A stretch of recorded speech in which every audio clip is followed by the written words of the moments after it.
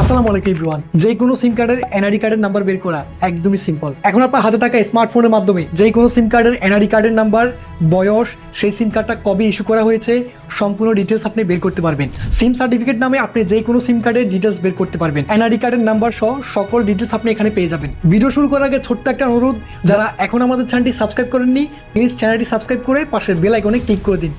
প্রসেসটা একদমই সিম্পল। আপনি যে অপারেটরের সিম কার্ড ব্যবহার করছেন সেই অপারেটরের অ্যাপটাকে লগ ইন করে নিতে হবে। আমরা ব্যবহার করছি গ্রামীণ সিম।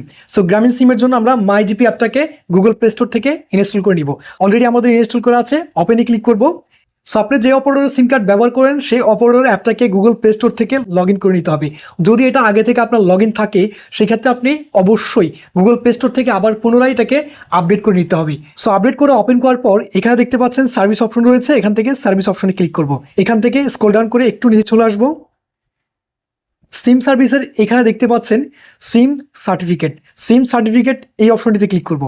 সিম সার্টিফিকেটের এখানে আমরা দেখতে পাচ্ছি সিম সার্টিফিকেটে আমাদের যে অপশনগুলো তারা ভেরিফাই করে দিবে সেটা হচ্ছে সিম কার্ডের নাম্বার, তারপর ওনার এনআইডি অর্থাৎ সিমটা যার নামে রেজিস্ট্রেশন তার এনআইডি কার্ডের নাম্বারটা প্রোভাইড করবে। এরপরে ওনার্স ডেট অফ বার্থ, সিম কার্ডটা যার নামে রেজিস্ট্রেশন করা তার এনআইডি কার্ডের নাম্বার দিবে, তার এনআইডি কার্ডের ডেট অফ বার্থ যেটা আছে সেটাও দিবে। সিমটা কত তারিখে রেজিস্ট্রেশন করা হয়েছে সেই ইনফরমেশনটা আমরা পাবো, এবং লাস্ট কবে সেটা রিপ্লেস করা হয়েছে ফিঙ্গার দিয়ে সেই ডকুমেন্টস আমরা দেখতে পারবো।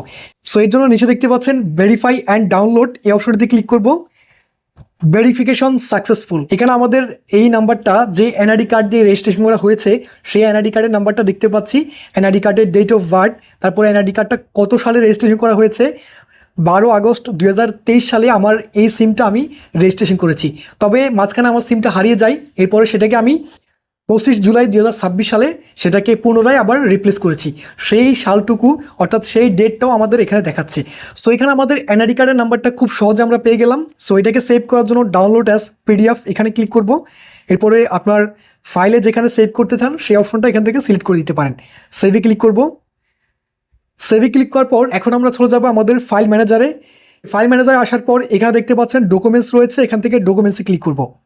সো ডকুমেন্টসের এখানে সিম ওনারশিপ সার্টিফিকেট এখানে ক্লিক করলে দেখতে পাচ্ছেন আমাদের একবারে সিমের অফিসিয়াল ওয়েবসাইট থেকে খুব সহজে আমরা এভাবে এনআইডি কার্ডের ইনফরমেশনটা বের করতে পারি।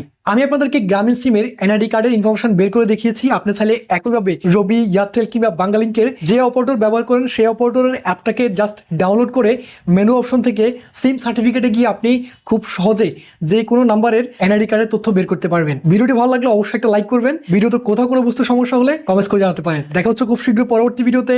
সেই পর্যন্ত সবাই ভালো থাকুন, এআই টেকনোলজির সাথে থাকুন। আল্লাহ হাফেজ।